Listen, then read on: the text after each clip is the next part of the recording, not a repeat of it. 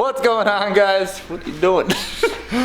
Welcome back to another video.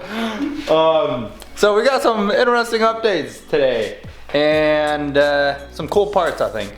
So as you guys can see over here, we got ourselves a handy dandy little in-tank.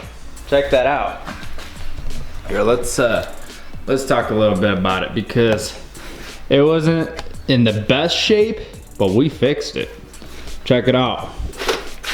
Let's move some over. So first off, this is LS6 in-tank. It's the better flowing in-tank. So most of those run for like about 400 bucks, 350, somewhere around there. And good deals do pop up here and there, especially they're just a little bit harder to find locally. But with this one, we kind of gambled it a little bit. We paid, I think it was $200 shipped for it, and it did have this fuel rail mount broken off, this one and this one. Well, as you guys can see, if we zoom in here, we put a little bit of JB Weld on them, and now those are fixed. So all the gaskets are blown out, so this one's obviously nice and shiny. We got that one replaced already. On the bottom side, ordered these. Those are all on the way. Then what? Oh yeah. This is a little broken, but that's not a big deal. Yeah, so it's not too bad. Aside from that, it did need a crap ton of cleaning because there was just a bunch of gunk in here and like oil. And the other thing is the bung on the back. So these are known to break, especially the map sensor tab. The other thing too that's challenging about these the bungs is that you can't take them out without destroying the in-tank. So luckily for us, we figured out a way to do it. So do we have the part? Where is that? Is that inside?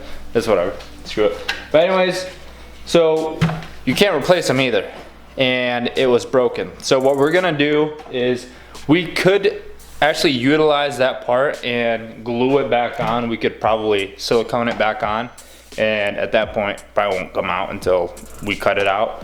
Or what we're gonna do is actually 3D print one. So it's gonna be new for us, gonna be a cool experience. So we're gonna go ahead and 3D print it and see how it works out. We have a 3D printer on the way, and Dawson over here, master engineer, knows how to use, what is SolidWorks? Is that where you're building it in? Or what is it? CAD. CAD. So yeah, and then maybe if you guys are interested, we say you guys like there's a crap ton of people watching these videos, but regardless, if I build a website later on for this thing and I do have an eBay account, I might just list them on there for sale and see what happens. So if you guys are interested in buying, share the video. We'll share the product later on, and we'll get that stuff posted. So then the other thing too, I don't know if you guys remember, we actually had ordered a radiator a while back.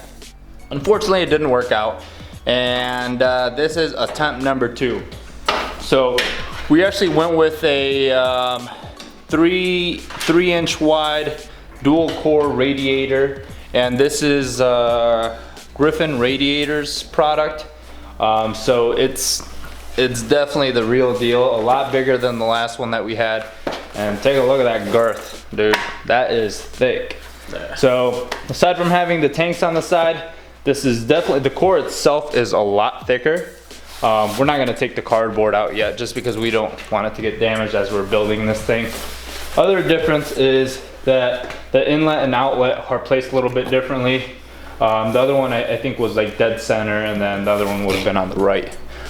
So that's the only difference. Now we did kind of like mock it up in the car, and it works exactly how we need it. So yeah guys, as part of the video today, we're gonna go ahead and drop the engine in and see where our turbo sits and start mocking up the radiator and working out space and stuff, and we'll see what we can do with it.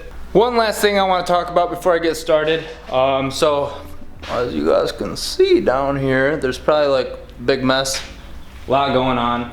So that's because we started removing or cutting through the spot welds for the tunnel so we can get our new transmission in there. And man, it's a pain in the ass. So we got our cutter, but it just there's so many spot welds that we gotta get rid of. So this is probably gonna be like, you know, several days worth of work. We're gonna take it a little bit slower. We don't have the transmission anyway, so it's like whatever. We have about 13 or 14 spot welds cut out, and we need like 30 more to go. So we'll see what happens. We got a lot to do. So very excited to drop this in, see what it looks like with the headers in the car and the radiator. So yeah guys, we're gonna go ahead and get to it, and we'll film as we go along.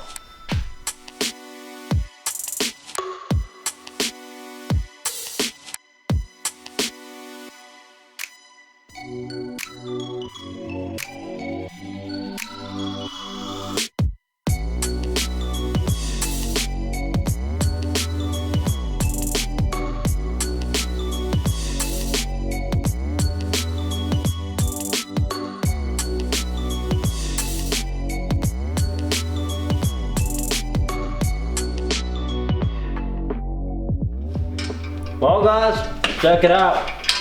I couldn't wait to put the header in. I beat Justin to grab the camera, so I put the header in. Gotta get the bolting, but we're pretty much there. How's the bolting the turbo? Thank you very much. As Justin's saying right now, this is pretty much gonna dictate. We're gonna run single turbos, no turbos, or twin turbos. Oh, we're running the turbo. The turbo's being ran. Look at that. I think we're gonna have to do some cutting fabricate. Yeah, a little trimming right here. Just Dude, I wish I knew how to weld like full on, like welding expert. Check it out, boys. Well, this is it.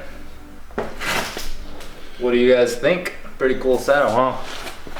Unfortunately, we gotta do some tweaking. So, yeah, my brother and I were just talking, and we should have filmed it, so we're gonna talk about it again. Is that clearly our radiator won't fit behind this crash bar. lift this on there.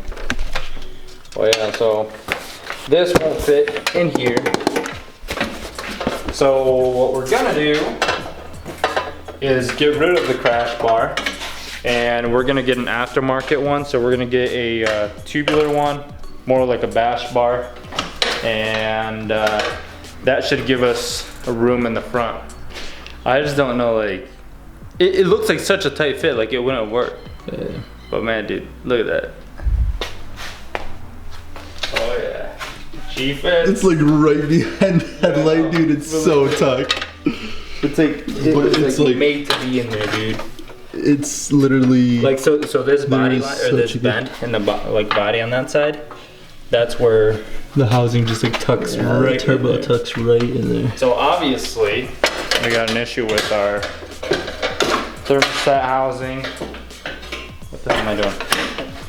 Thermostat housing and heater lines right here. So I think we can manage, we can invert this or find one that points straight down, and then we'll plug these up. We can tap the housing to have it so these are coming straight up.